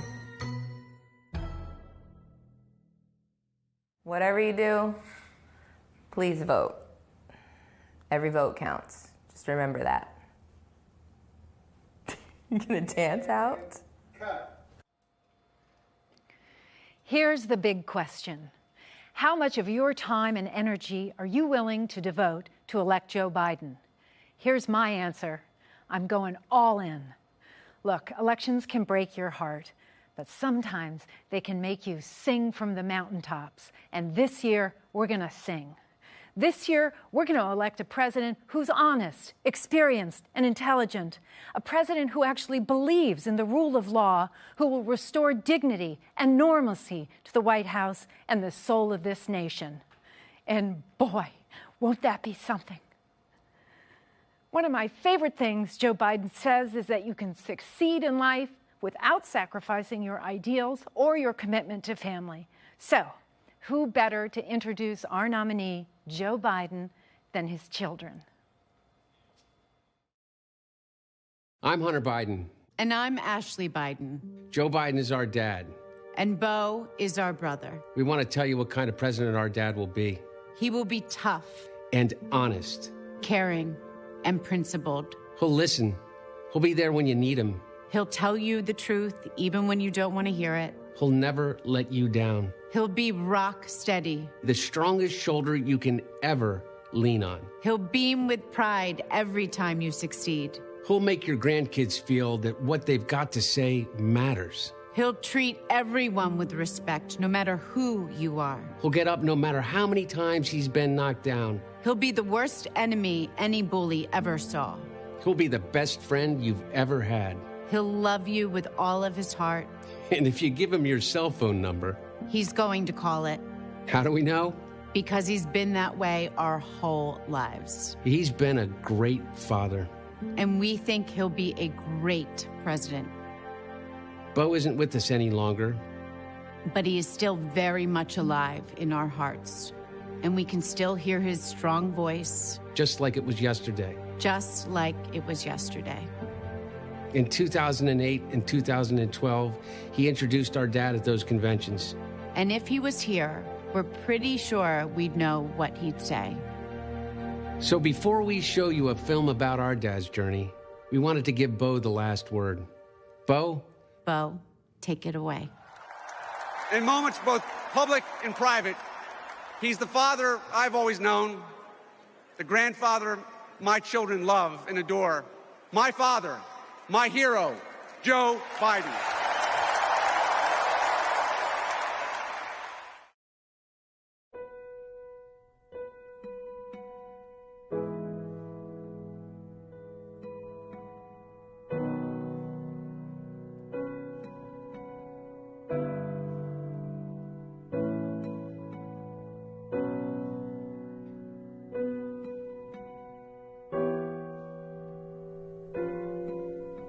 Our lives have been turned upside down, shattered and shaken. But the American story has had moments like this before. And he was there, answering the call. When we came into office in 2009, we were going through what was then the worst financial and economic crisis since the Great Depression. The economy was hemorrhaging hundreds of thousands of jobs a week. People were losing their homes to foreclosure. The financial system was in tatters. Auto sales had dropped to near zero levels. The auto companies faced bankruptcy, and many said, let them fail. But Joe remembered his father and what it meant to lose a job.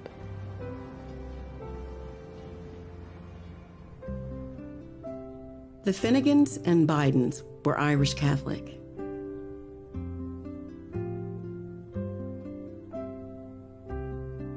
Joe was their first. And then his sister Valerie. From the moment I opened my eyes, my big brother was there. The thing that was most important was family and family and family. As the post-war boom faded, Joe's father struggled to find work in Scranton. But 140 miles south, there was a job cleaning boilers in Wilmington. There was a long stairway up to the second floor. Dad went up to Joey in our bedroom and saying, Joey, you gotta be a big boy. For the first time, Joe saw the heavy burden on a father, and it was a lesson he would never forget. The job is a lot more than a paycheck. It's about dignity. The country was losing tens of thousands of jobs a day, and they needed 3 votes to pass the economic rescue package. Joe Biden was handled the task of going to get those 3 Republican votes. Joe returned to the place where he had been so effective. Passionate argument, sympathetic listening, a willingness to make adjustments and accommodations to bring people on board. When the law finally passed, the president tapped his partner to run the program. Joe tracked every dollar, calling mayors and governors. Talking to them on the phone, one-on-one. He gave all of them his cell phone. And I watched him bring his heart to that job. It matters that you have in your mind the family that you're trying to reach, the neighborhood that you're trying to reach, the people whose lives are affected by what you do. The skills that had made him so effective had not come easy. When he entered school, there was a problem. Joe had a stutter. And it's mortifying. It allows that child to become an object of ridicule. When his teacher mimicked him and Joe ran home from school, his mother drove him back. Did you say to my son, Mr. Biden?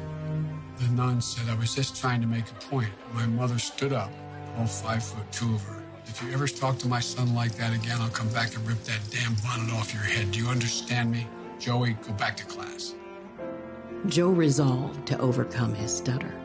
Some letters are harder than others. And I used to get up at night and go stand in front of the mirror with a flashlight and practice. She'd make me look her in the eye. Look at me.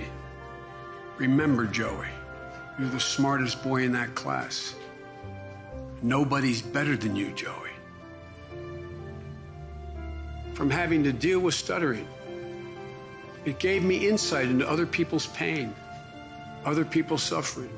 At 19, Joe sought out a summer job that few of his peers considered taking. He was a lifeguard along with the black lifeguards. That's when I first seen Joe, and we became friends. It was one of the best things I've ever done because it gave me a sense that we really didn't know one another. After Martin Luther King Jr. was assassinated, riots broke out in Wilmington, and the National Guard stayed for almost a year. I quit the law firm and asked for a job to become a public defender. That's what sort of got me involved in politics. J. Caleb Boggs was a popular war hero in a solidly Republican state, and few took Joe's campaign seriously. In Delaware, the Democratic Party was non-functional. When it got time to put up a candidate, they didn't want to touch it. This young upstart, Joe Biden, who had a lot of ideas and no money, no influence, the party said, okay, well then go ahead, Biden, give it a whirl. That's all I can ask. Just look, if you like what you see, help me out. If not, vote for the other fellow. But look me over if you would. You know, we'd have a coffee, and we'd come out of that, we'd have 5 more coffees. He was very articulate on the issues. He brought people to say, not just that, well, I agree with what you're doing, is, you know, what can I do to help? Delaware is the first state. J. Caleb Boggs, who is the incumbent Republican, being challenged by Joseph Biden. Biden is a Democrat who's 29 years of age. But exhilaration soon turned to tragedy. I mean, it was clear he had decided that I'm not going to be a senator, that the boys need me too much. I was prepared to walk away in 1973. But men like Ted Kennedy and Mike Mansfield and Hubert Humphrey and Fritz Hollings, Danny Inouye, they convinced me to stay. Just stay 6 months, Joe. Remember, Danny? Just stay 6 months. He couldn't allow the suffering to debilitate him. Just like he couldn't allow the stuttering to define him. That's the backbone.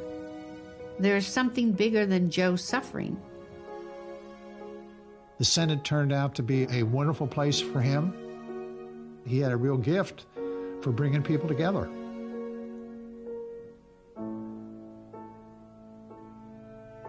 The 3 of them had a bond that was forged in sorrow and expanded into joy when Jill entered. They had built this beautiful family, this circle of trust. And then the extra gift of Ashley. Growing up, it was full of adventure, laughter. We do everything as a family, and we've always done everything as a family.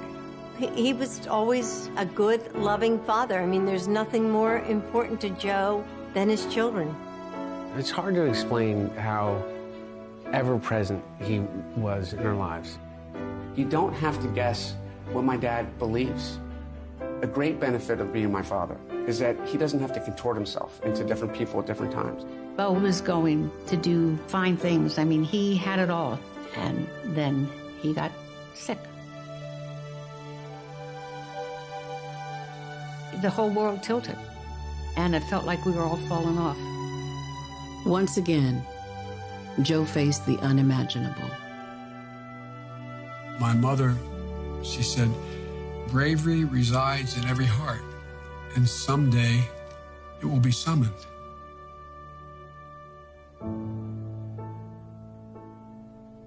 The way he survived losing my mom and my sister, and then losing my brother, is understanding that you have to have purpose. Every day I get up, I ask myself, I hope he's proud of me. Because that's that makes me move on. From his time in the Senate and then the White House, Joe always found a way forward, forging unlikely friendships and alliances. And time after time, he made progress possible, and always holding in his heart the struggles of his family and every family, always fighting to make his country whole. It's a very rare quality to bring your empathy skills to the process of governing. Joe Biden never forgets that that's the point of moving the wheels of government. He will keep his word. He will reach out and hear what other people have to say. To have somebody who believes in what's best in us, somebody like Joe Biden who actually believes in the American idea, that's the kind of person who I want in the White House.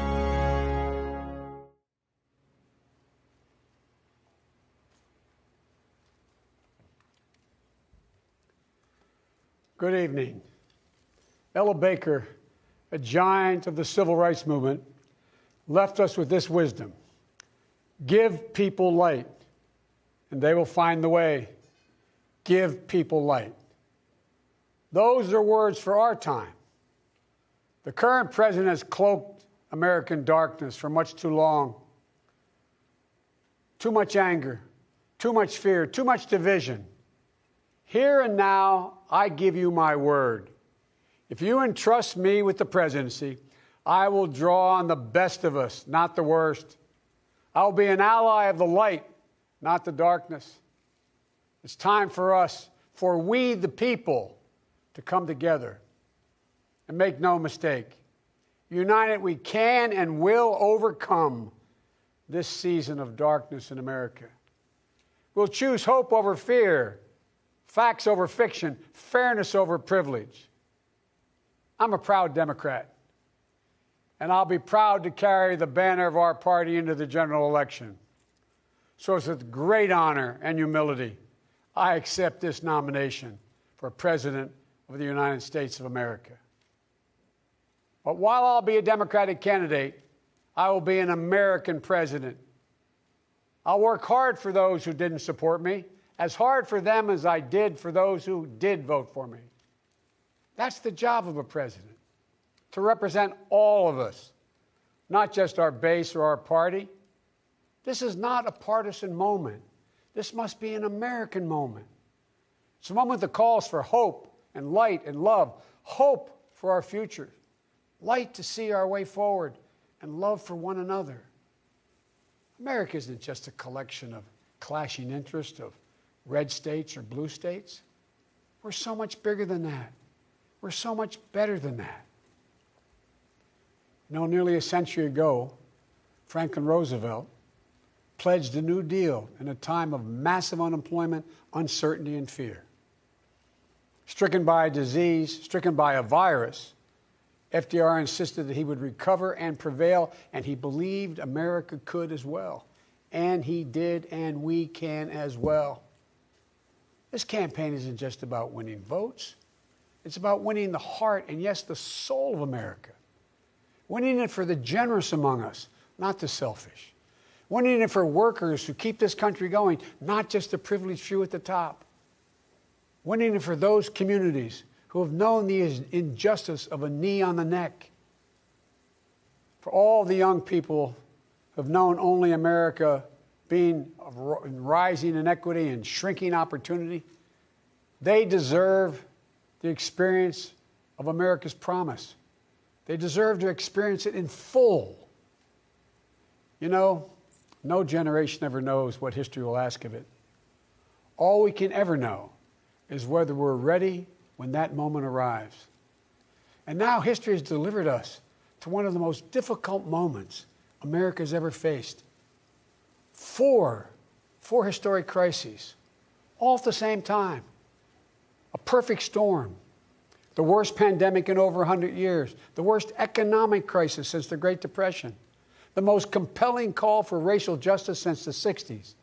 And the undeniable realities and just the accelerating threats of climate change. So the question for us is simple. Are we ready? I believe we are. We must be. You know, all elections are important. But we know in our bones this one is more consequential. As many have said, America is at an inflection point. A time of real peril, but also of extraordinary possibilities. We can choose a path of becoming angrier, less hopeful, more divided, a path of shadow and suspicion, or we can choose a different path and together take this chance to heal, to reform, to unite, a path of hope and light. This is a life-changing election. This will determine what America is going to look like for a long, long time. Character is on the ballot. Compassion is on the ballot. Decency, science, democracy, they're all on the ballot. Who we are as a nation, what we stand for, and most importantly, who we want to be, that's all on the ballot. And the choice could not be more clear. No rhetoric is needed. Just judge this president on the facts. 5 million Americans infected by COVID-19. More than 170,000 Americans have died. By far the worst performance of any nation on earth. More than 50 million people have filed for unemployment this year. More than 10 million people are going to lose their health insurance this year. Nearly 1 in 6 small businesses have closed this year. And this president, if he's reelected, you know what will happen. Cases and deaths will remain far too high. More mom-and-pop businesses will close their doors, and this time for good. Working families will struggle to get by. And yet the wealthiest 1% will get tens of billions of dollars in new tax breaks. And the assault on the Affordable Care Act will continue until it's destroyed, taking insurance away from more than 20 million people, including more than 15 million people on Medicaid, and getting rid of the protections that President Obama worked so hard to get passed for people who have 100 million more people who have pre-existing conditions. And speaking of President Obama, a man I was honored to serve alongside for 8 years as vice president, let me take this moment to say something we don't say nearly enough. Thank you, Mr. President. You were a great president, a president our children could and did look up to. No one's going to say that about the current occupant of the White House. What we know about this president is if he's given 4 more years, he'll be what he's been for the last 4 years. A president who takes no responsibility, refuses to lead, blames others, cozies up to dictators, and fans the flames of hate and division. He'll wake up every day believing the job is all about him, never about you. Is that the American you want for you, your family, your children? I see a different America. One that's generous and strong, selfless and humble. It's an America we can rebuild together. As president, the first step I will take will be to get control of the virus that has ruined so many lives. Because I understand something this president hasn't from the beginning. We will never get our economy back on track. We will never get our kids safely back in schools. We'll never have our lives back until we deal with this virus. The tragedy of where we are today is it didn't have to be this bad. Just look around. It's not this bad in Canada or Europe or Japan or almost anywhere else in the world. And the president keeps telling us the virus is going to disappear. He keeps waiting for a miracle. Well, I have news for him. No miracle is coming. We lead the world in confirmed cases. We lead the world in deaths. Our economy is in tatters with Black, Latino, Asian American, Native American communities bearing the brunt of it. And after all this time, the president still does not have a plan. Well, I do. If I'm your president, on day 1, we'll implement the national strategy I've been laying out since March. We'll develop and deploy rapid tests with results available immediately. We'll make the medical supplies and protective equipment that our country needs. And we'll make them here in America so we will never again be at the mercy of China or other foreign countries in order to protect our own people. We'll make sure our schools have the resources they need to be open, safe, and effective. We'll put politics aside. We'll take the muzzle off our experts so the public gets the information they need and deserve. Honest, unvarnished truth. They can handle it. We'll have a national mandate to wear masks, not as a burden, but as a patriotic duty to protect one another. In short, we'll do what we should have done from the very beginning. Our current president has failed in his most basic duty to the nation. He's failed to protect us. He's failed to protect America. And my fellow Americans, that is unforgivable. As president, I'll make you a promise. I'll protect America. I will defend us from every attack, seen and unseen, always, without exception, every time. Look, I understand. I understand how hard it is to have any hope right now. On this summer night, let me take a moment to speak to those of you who have lost the most. I have some idea how it feels to lose someone you love. I know that deep black hole that opens up in the middle of your chest and you feel like you're being sucked into it. I know how mean and cruel and unfair life can be sometimes. But I've learned two things. First, your loved one may have left this earth, but they'll never leave your heart. They'll always be with you. You'll always hear them. And second, I found the best way through pain and loss and grief is to find purpose. As God's children, each of us have a purpose in our lives.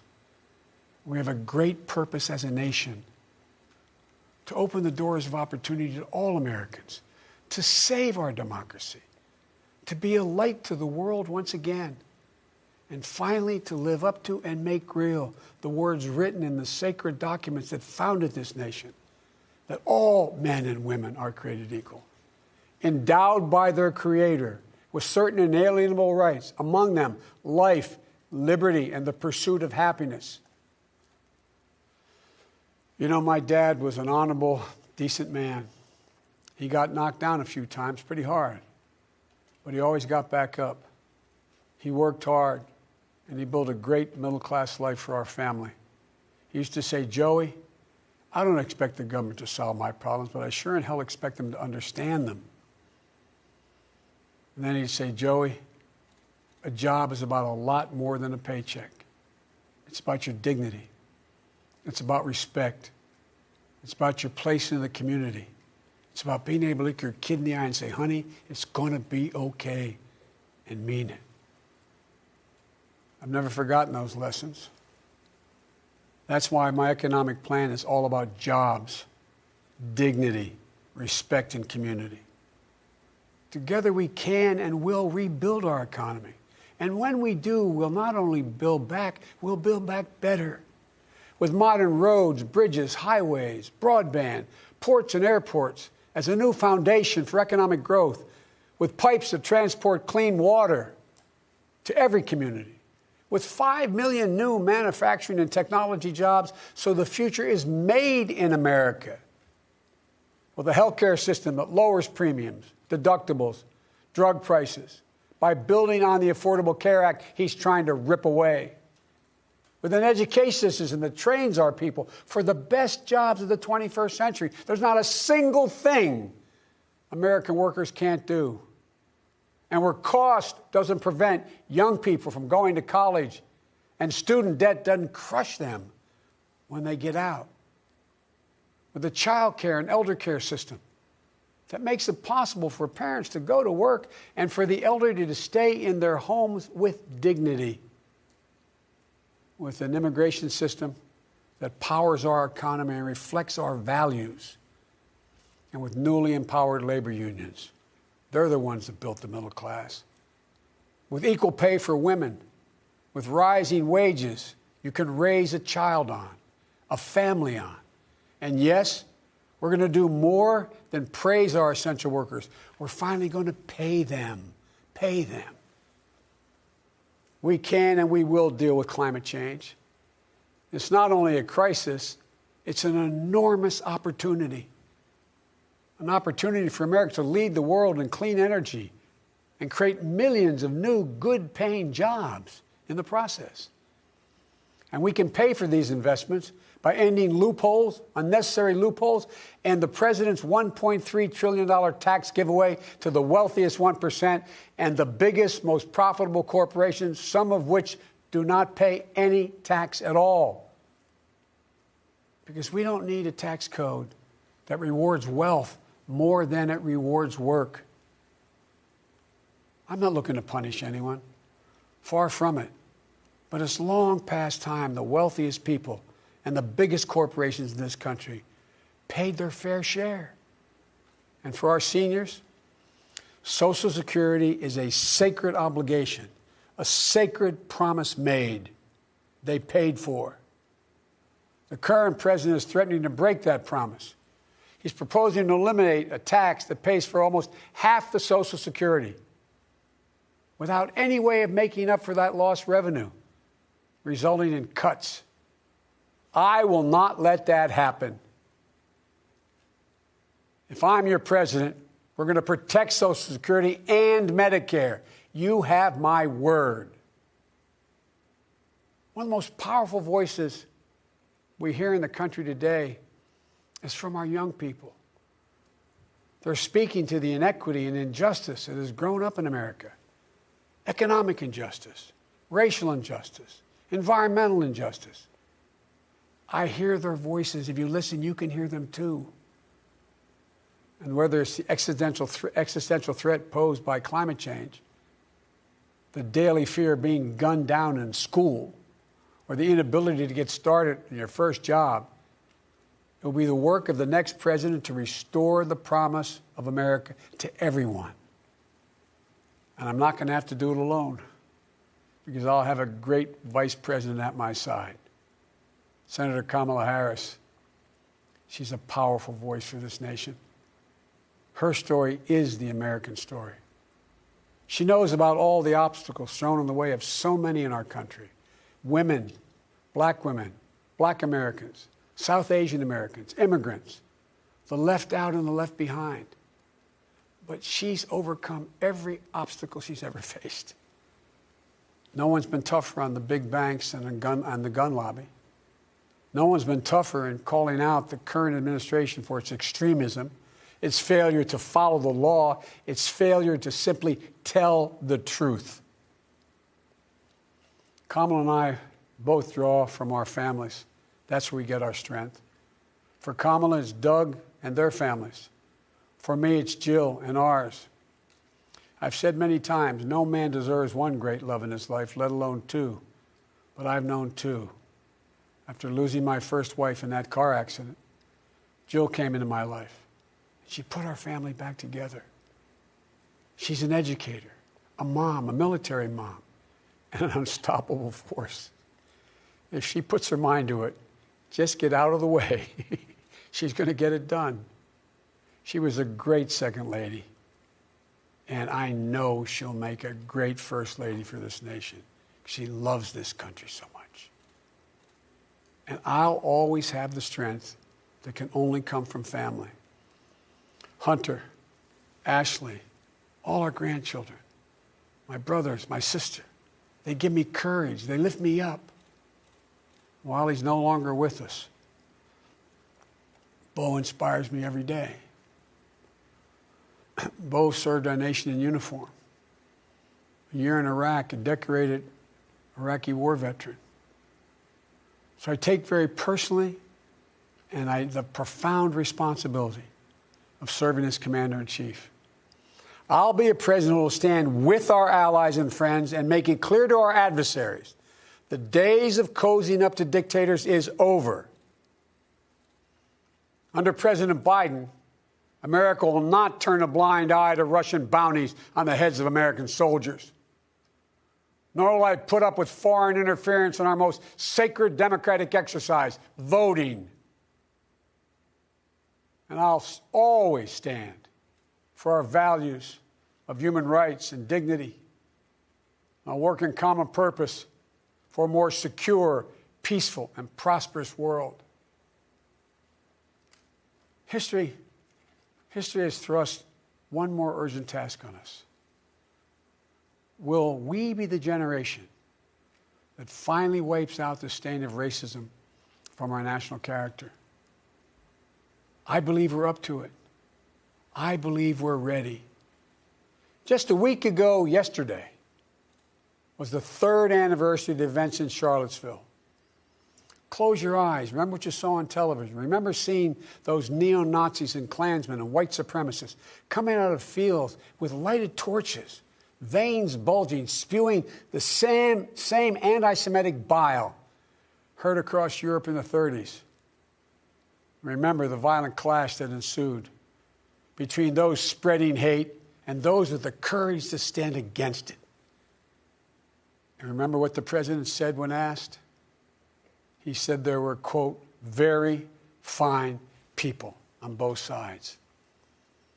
It was a wake-up call for us as a country, and for me, a call to action. At that moment, I knew I'd have to run, because my father taught us that silence was complicity, and I could never remain silent or complicit. At the time, I said we're in the battle for the soul of this nation, and we are.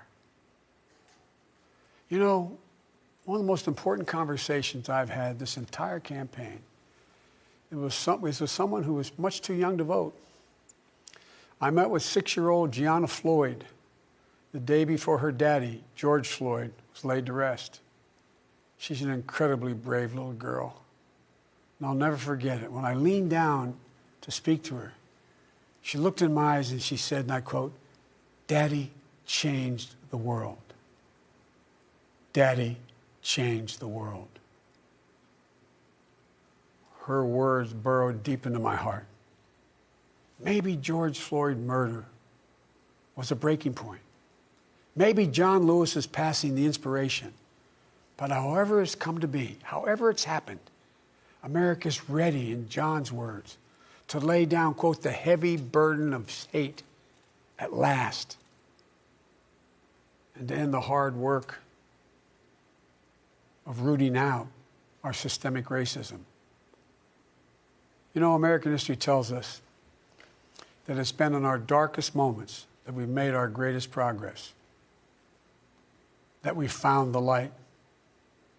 In this dark moment, I believe we're poised to make great progress again, that we can find the light once more.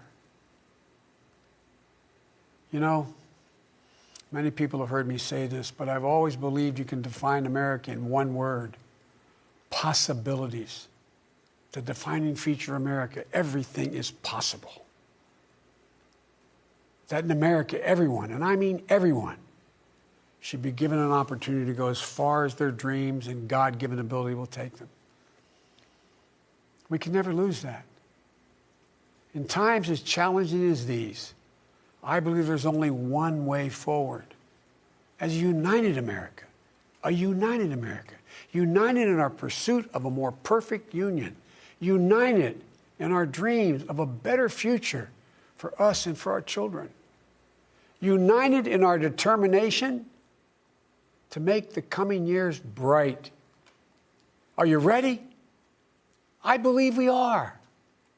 This is a great nation. We're a good and decent people. For the Lord's sake, this is the United States of America. And there's never been anything we've been able to accomplish when we've done it together. The Irish poet Seamus Heaney once wrote, "History says, don't hope on this side of the grave, but then, once in a lifetime, the longed-for tidal wave of justice can rise up and hope and history rhyme." This is our moment to make hope and history rhyme. With passion and purpose, let us begin, you and I together, one nation, under God, united in our love for America, united in our love for each other. For love is more powerful than hate. Hope is more powerful than fear. And light is more powerful than dark. This is our moment. This is our mission. May history be able to say that the end of this chapter of American darkness began here tonight, as love and hope and light join in the battle for the soul of the nation. And this is a battle we will win, and we'll do it together. I promise you. Thank you, and may God bless you, and may God protect our troops. Good night.